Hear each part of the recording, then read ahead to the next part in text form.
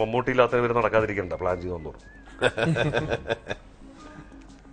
അല്ല, അത് തന്നെയാണ് എന്നും ഈ ദേഹവുമായിട്ടുള്ള എന്നെ സംബന്ധിച്ചിടത്തോളം എനിക്ക് തന്നെ തോന്നിയിട്ടുള്ള കാര്യം വെച്ചാൽ, നമുക്ക് ഒരു മനുഷ്യന്റെ ആഗ്രഹത്തിന് വളരെ വളരെ സിൻസിയറായിട്ട് വളരെ ഫ്രാങ്ക് ആയിട്ടുള്ള ഒരു കൺഫെഷൻ എന്ന് പറഞ്ഞാൽ,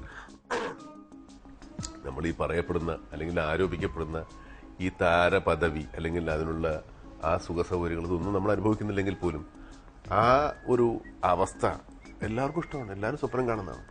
പക്ഷേ ഞാനത് സ്വപ്നം കാണുകയും ചെയ്യും, വേണമെങ്കിൽ ഒരു പരിധിവരെ ആസ്വദിക്കുകയും ചെയ്യുന്നുണ്ടെങ്കിൽ പോലും ഈ ഒരു ആക്ടർ എന്ന് പറയപ്പെടുന്ന, അല്ലെങ്കിൽ നല്ല ആക്ടറാണ്, നല്ല നടനാണ്, നല്ല അഭിനേതാവാണ്, വല്ല ബ്രില്യൻ്റ് ആക്ടറാണ് എന്ന് പറയുന്നത് കേൾക്കുന്നത് അത്രയും സുഖം മറ്റതിനില്ല. അപ്പോൾ അത് മാത്രമല്ല, ഒരു ആക്ടർക്ക് സ്റ്റാർ ആകാൻ പറ്റും. ഒരു star cannot be an actor. ഒരു നടൻ എപ്പോഴും താരമായി തീരാം, പക്ഷെ എല്ലാ താരങ്ങളും നടനാകണമെന്നില്ല. എൻ്റെ മനസ്സിലെ ഏറ്റവും വലിയ ആഗ്രഹം, എപ്പോഴും ഞാൻ അതിനുവേണ്ടി ശ്രമിക്കുന്നതും, നടൻ ആയതിനു ശേഷം താരമാകുന്നു. എപ്പോഴും ഒരു പ്രിഫറൻസും മുൻഗണനയും ഒരു നടനായി തീരാനാണ് ഞാൻ അങ്ങനെയാണ് സിനിമയിൽ വന്നതും സിനിമയിൽ തുടർന്നതും. പിന്നെ പല സാഹചര്യങ്ങളിൽ നമ്മൾ അങ്ങോട്ടും ഇങ്ങോട്ടൊക്കെ വഴിതെറ്റിപ്പോണമല്ല, ഒരു ഇൻഡസ്ട്രിയുടെ ഭാഗമാണ്. സിനിമ ഒരു വ്യവസായമാണ്. അപ്പോൾ അതിനോട് അനുകൂലിച്ചും അതിനോട് പറഞ്ഞ പോലെ സ്നേഹിച്ചും കലഹിച്ചും പോകുന്ന ഒരാളാണ് ഞാൻ. ഈ മനോഭാവം തന്നെയാണ് മമ്മൂക്ക എന്ന് പറയുന്ന ആക്ടറിന്റെ വിജയം. അതിന്റെ ആ മനോഭാവത്തിന്റെ സൃഷ്ടിയാണ് പ്രാഞ്ചിയേട്ടൻ എന്നുള്ള സിനിമയും. കാരണം ഞാൻ ഈ കഥ 2 വരിയിൽ പറഞ്ഞിട്ട് തലകുലുക്കി ഒന്ന് ചിരിച്ചിട്ട് നിനക്ക് എപ്പോ വേണ്ടി വരും ഡേറ്റ് എന്ന് ചോദിച്ച് ഞങ്ങൾ അതങ്ങ് തീർത്തു. അതിന് പകരം അതിൽ ഞാൻ എന്താണ് ഉദ്ദേശിക്കുന്നത്, അതിന്റെ ഒരു ഔട്ട്കം എന്തായിരിക്കും എന്നതിനെ കുറിച്ച് അദ്ദേഹത്തിന് ആശങ്കകൾ ഉണ്ടായിരുന്നെങ്കിൽ, അല്ല അത് ചോദ്യങ്ങളായി വന്നിരുന്നെങ്കിൽ ഞാൻ ആ ദിവസം അതങ്ങ് ഡ്രോപ്പ് ചെയ്യുമായിരുന്നു. എന്തായാലും ഞാൻ പ്രാഞ്ചിയേട്ടൻ എന്ന് പറയുന്ന ഈ കഥയുമായി മറ്റൊരു സിനിമാ നടനെയും സമീപിക്കുകയില്ലായിരുന്നു. കാരണം ഇത് മമ്മൂക്കയ്ക്ക് ചെയ്യാൻ കഴിയുള്ളൂ എന്നുള്ള എൻ്റെ ഒരു കോൺഫിഡൻസിന്റെ പ്രശ്നമാണ്. ആ കോൺഫിഡൻസ് ലെവലിന് അത് നടക്കില്ലെങ്കിൽ അതും നമ്മളങ്ങനെ ഉപേക്ഷിച്ച സിനിമകളല്ലേ കൂടുതലുള്ളത്. വിട്ടു. സിദ്ദിഖ് അടുത്ത പ്രാവശ്യം ഫോൺ ചെയ്യാൻ ഞാൻ പറയും അത് മമ്മൂക്കയുടെ സംസാരിച്ചു, നമുക്ക് എന്തോ അത്രയും തരാം, ഞാൻ വിട്ടു, അടുത്ത കാര്യത്തിലേക്ക് പോകും.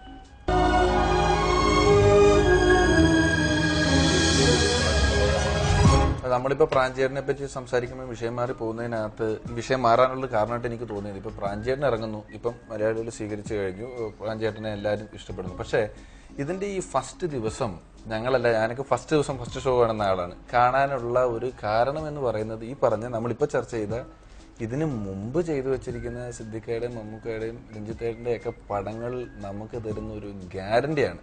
ഇതിൽ ഇന്ന പോലെ ഒരു അരിക്കച്ചവടക്കാരനായി മമ്മൂക്ക വരുന്നു അല്ലെങ്കിൽ രഞ്ജിത്തേട്ടൻ എഴുതുന്നു എന്ന് പറയുമ്പം സ്വാഭാവികമായും ഞങ്ങൾക്കൊരു വിശ്വാസങ്ങളുണ്ട്, അത് ഇന്ന പോലെ ആയി വരും, അതിനകത്ത് ഇത്ര അല്ലാതെ ഒന്നും ഇനി എന്താവും നോക്കാം എന്ന് പറഞ്ഞല്ല കാണുന്നത്, അത് ഇതായിരിക്കും എന്ന് പറഞ്ഞാൽ കാണുന്നത്. പ്രാഞ്ചേട്ടൻ എന്തായാലും ആ കാര്യത്തിൽ 100% തൃശ്ശൂര് നമ്മൾ കാണുന്ന ഒരാളായി അടിപൊളിയായിട്ട് അതിനകത്ത് തോന്നുന്നുണ്ട്. എൻ്റെ അടുത്ത് നമ്മൾ ആ ഭാഷ പറഞ്ഞു, ഈ ഭാഷ തൃശ്ശൂർക്കാരായിട്ടൊന്നും അഭിനയിക്കാനുണ്ടല്ലോ, നമുക്ക് ഒരിക്കലും തൃശ്ശൂർക്കാരുടെ അഭിനയിക്കണം, അങ്ങനെ തൃശ്ശൂർക്കാരനെ അഭിനയിക്കും. അപ്പോൾ നാളെ രാവിലെ നമുക്ക് തൃശ്ശൂർക്കാരനെ അഭിനയിക്കാം, അങ്ങനെ പറ്റില്ല, ഒരിക്കലും പറ്റില്ല. ഒരു കാരനായിട്ടോ അഭിനയിക്കാൻ പറ്റില്ല. ഒരു കഥാപാത്രം ഡിമാൻഡ് ചെയ്യണം, അതിനൊത്ത് ശരിക്കും ബ്ലൻഡായി വന്നാൽ മാത്രമേ നടക്കുള്ളൂ. അല്ലെങ്കിൽ എല്ലാവർക്കും ഒരു തൃശ്ശൂർക്കാരനാകാൻ പറ്റില്ല, എല്ലാവർക്കും കോട്ടയത്തുകാരനാകാൻ പറ്റില്ല, എല്ലാവർക്കും തിരുവനന്തപുരത്തുകാരനാകാൻ പറ്റില്ല. നമ്മൾ പാലേരി മാണിക്യം ചെയ്യുമ്പോൾ പാലേരി മാണിക്യത്തിൽ 3 കാലഘട്ടത്തിൽ ജീവിച്ചിരിക്കുന്ന 3 ആളുകളാണ്. 3 തരത്തിലാണ് അവർ ഡയലക്ട്. ഒരാൾ സോഫ്റ്റിക്കേറ്റഡാണ്, ഒരാൾ തനി നാടനാണ്, ഒരാൾ വളരെ ഇന്റലിജന്റ് ആയിട്ടുള്ള ബ്രില്യൻസ് ഉള്ള ഒരാളാണ്. അപ്പോൾ ഈ 3 തരത്തിലുള്ള 3 ഡയലക്ട് വരും. അപ്പോൾ ഡയലക്ട് എന്ന് പറയുന്നത് നമുക്ക് ഇതിനകത്ത് തൃശ്ശൂർ ഭാഷ ഒരു വിഷയമാക്കുക വേണമെന്ന് ഞാൻ പറയുന്നത്. ഇതിനകത്ത് പ്രാഞ്ചി തൃശ്ശൂർക്കാരനാണ്, അപ്പോൾ അതിൻ്റെതായ പ്രത്യേകതകൾ ഇതിനകത്തുണ്ടെന്നല്ലാതെ ഈ ഭാഷ കൊണ്ട് മാത്രമല്ല ഈ സിനിമ ആളുകൾ. നല്ലൊരു ഭാഷ ഈ ഡയലക്ട് ഉപയോഗിക്കുമ്പോൾ സ്വാഭാവികമാവുക തന്നെ വേണം, എന്നാലേ അതിന് ജനത്തിന് ഇഷ്ടമാവുള്ളൂ എന്നുള്ളതിന്റെ തെളിവാണിത്. അതായത് ഭാഷയുടെ കാര്യത്തിൽ മാത്രമല്ല, നമുക്ക് പലപ്പോഴും പല സിറ്റുവേഷനിലും ആ ഷോട്ട് എടുക്കുന്നതിന് മുമ്പ് പോലും ചിലപ്പോൾ നമുക്ക് അറിയാൻ പറ്റില്ല നമ്മൾ എങ്ങനെയാണ് അത് റിയാക്ട് ചെയ്യാൻ പോകുന്നത്.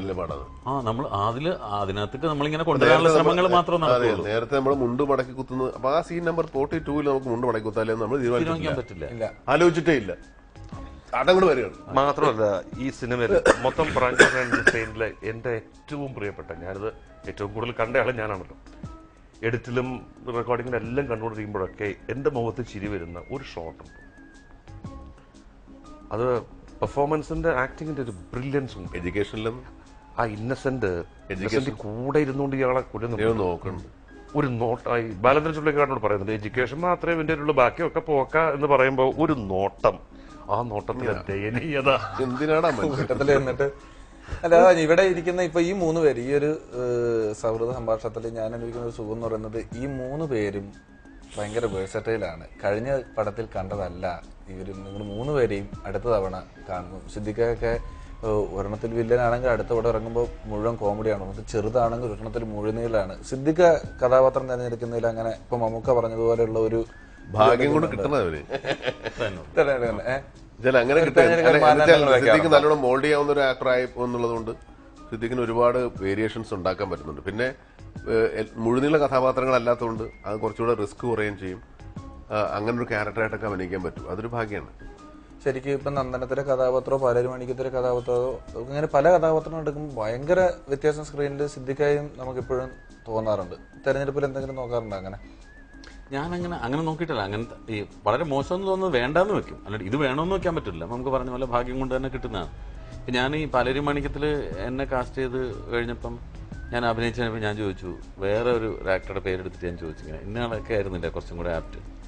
ഇല്ല, അതിനേക്കാൾ ആപ്റ്റ് നീയാണെന്ന് തോന്നിയോണ്ടാണല്ലോ നിന്നെ കാസ്റ്റ് ചെയ്തെന്ന് പറയുകയും ചെയ്തു. അപ്പോൾ അന്ന് നമ്മൾ ഷൂട്ട് ചെയ്യുന്ന സമയത്ത് ഞാൻ ഡയലോഗ് പറഞ്ഞ പോലെയല്ല ഞാൻ ഡബ് ചെയ്തിരിക്കുന്നത്. ഡബ് ചെയ്ത സമയത്ത് ഞാൻ ഓരോ സെന്റൻസ് വെച്ച് രഞ്ജി എനിക്ക് പറഞ്ഞു തരും, ആ ഭാഗത്തെ ഭാഷ പറഞ്ഞു തന്നിട്ട് അത് ആ രീതിയിൽ പറയാൻ ശ്രമിക്കുകയാണ് ചെയ്തിട്ടുള്ളത്.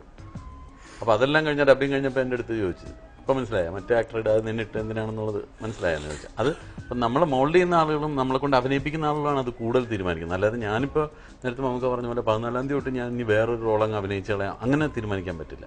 നമുക്ക് അതൊരു കഥാപാത്രം കിട്ടുമ്പോൾ പിന്നെ ഓഫ് കോഴ്സ് നമ്മുടെ ഭാഗത്തുള്ള ശ്രമങ്ങൾ ഉണ്ടാവാറുണ്ട്. ഇങ്ങനെ ഒരു റോൾ കിട്ടിക്കഴിയുമ്പോൾ നമുക്ക് തോന്നും അയാളുടെ ലുക്ക് ഇങ്ങനെ ആക്കിയാൽ അങ്ങനെ ഉണ്ടാവും, അങ്ങനെ എന്തെങ്കിലുമൊക്കെ ശ്രമിക്കാവുന്നല്ലാതെ ഈ ഇതിനു മുമ്പ് അഭിനയിച്ചതുപോലുള്ള കഥാപാത്രങ്ങളെ ഇനി അവതരിപ്പിക്കാതിരിക്കാൻ മാത്രമേ നമുക്ക് പറ്റുള്ളൂ. ഇതുവരെ അവതരിപ്പിച്ചിട്ടില്ലാത്ത കഥാപാത്രങ്ങൾ മറ്റൊരാൾ തന്നിട്ട് വേണം. ബ്രാഞ്ചി DVSP-നെ കൊണ്ടുവരാന്ന് പറഞ്ഞിട്ട് ഇതിപ്പോ തമിഴ്നാട്ടിൽ നിന്ന് ശവം കൊണ്ടുവരുന്ന പോലെ ഉണ്ടല്ലോ. അതെവിടെങ്കിലും കുഴിച്ചിട്ട നീ ഇത് പഠിക്കിഷ്ടാ. ബ്രാൻഡി കാണിച്ചിട്ട് ആളെ കൊണ്ടുവരുന്നേ. നിർത്ത് വണ്ടി നിർത്ത്. ബ്രാഞ്ചിസേ ദാമോദരൻ സാറ് വന്ന് നിന്നെ ഒറ്റ ആളെ ഓർത്തിട്ടാ നിന്നെ ജയിപ്പിച്ച് ഈ ക്ലബിന്റെ പ്രസിഡന്റ് ആക്കിയിട്ട് ഞാൻ പോളൂട്ടാ.